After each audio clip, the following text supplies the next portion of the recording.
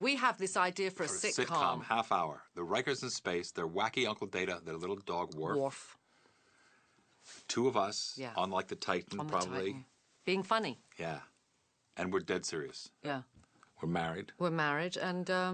we're carrying on the Prime Directive. Yeah, basically. Because Patrick's too... old. And he's... Shakespearean. Shakespearean. He's not doing the show anymore, so it's our show now. Yeah, exactly. So you figured Data comes? Will he Data can come.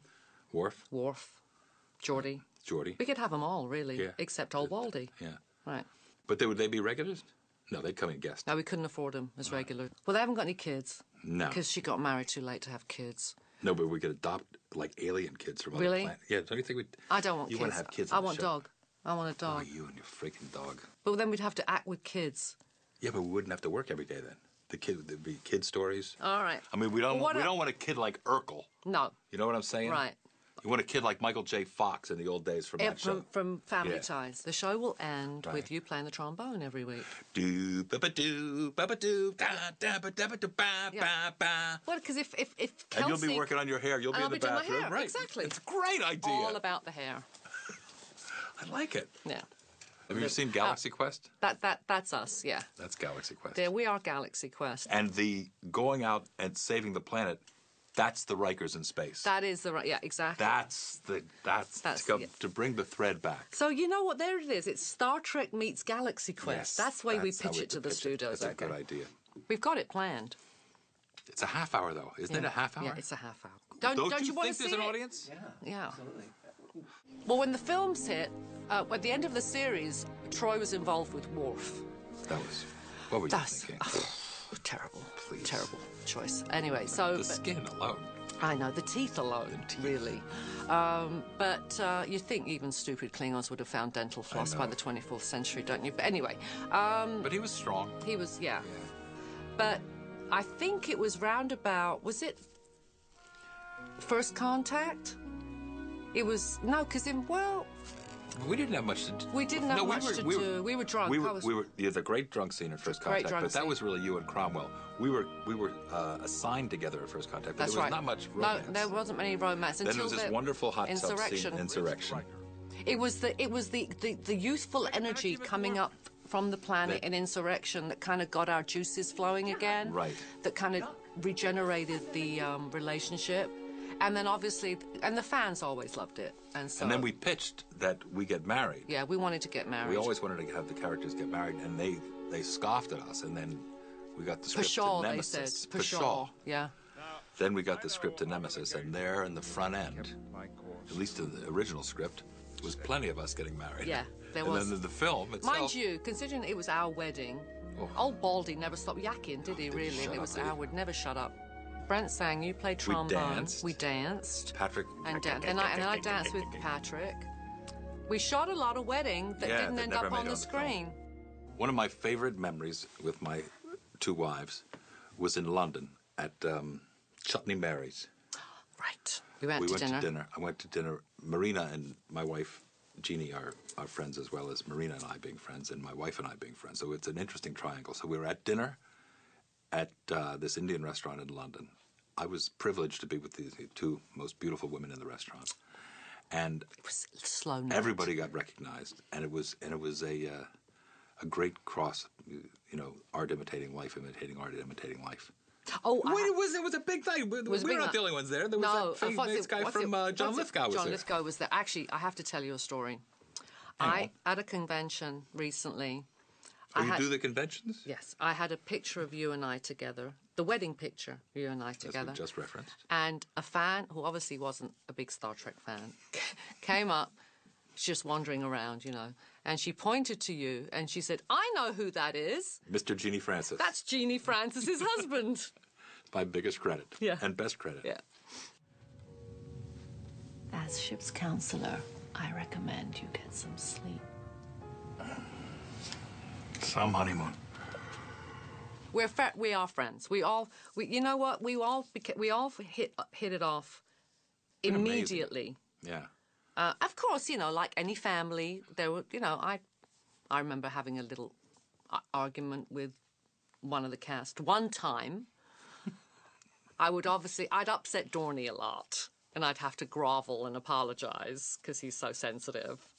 But generally, we got on like, and considering Well, it changed all of our 20 lives years at the later, same time. we're all, yeah, exactly. That was part of it. Yeah, we all went through it together. To family.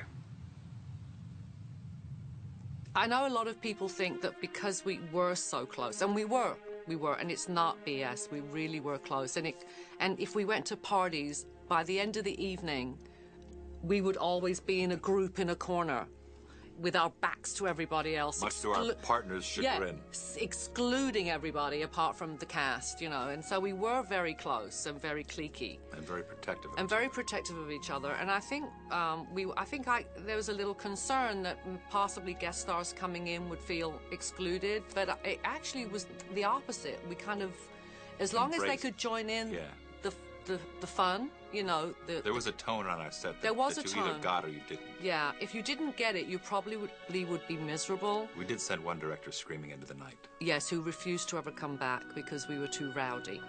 Because what we loved the best was the days that were the days when we were all together. So the days on the bridge and the days in observation when there were a lot of us and those together. are the days that the director hated the most. Yeah, because we were just awful. It was like herding cats.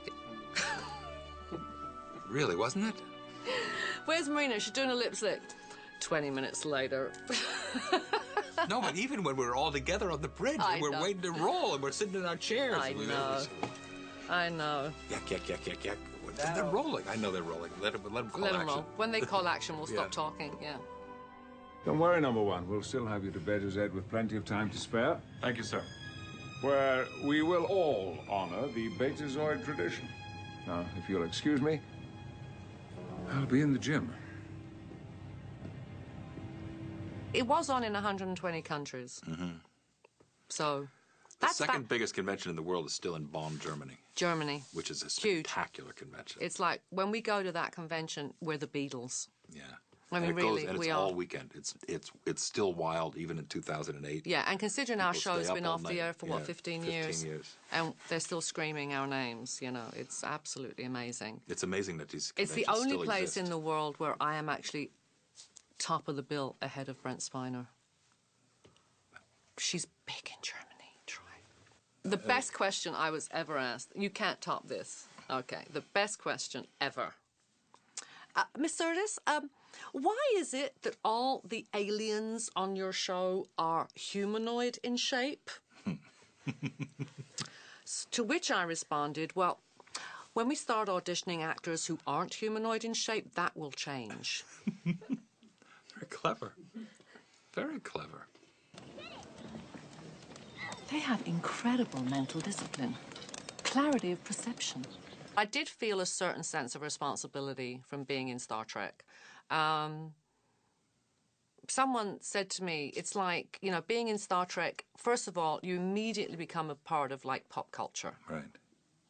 And then because, you know, a lot of kids watch it, there is that element of, oh, I don't want to be reading about myself in the National Enquirer every week, you know. And also, someone said to me, a musician said to me, you know, being asked to be on Star Trek is like a musician being asked to join the Rolling Stones. You know, it's huge.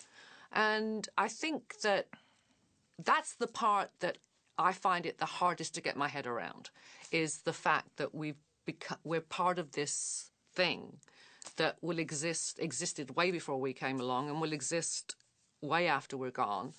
I see that always as a blessing, though. It is a blessing, but it's not something that I have to remind myself of it, I think is what I'm saying. It's not something that I carry around with me. I was saying earlier how fortunate, given some of the bad TV I've done, right. I don't know about you, hello. that this is the show that, you know, the first line of our eulogy is, you do her best as Troy. Yeah, know? exactly. There's a lot to be said for being in the right place at the right time and nailing this job. Yeah.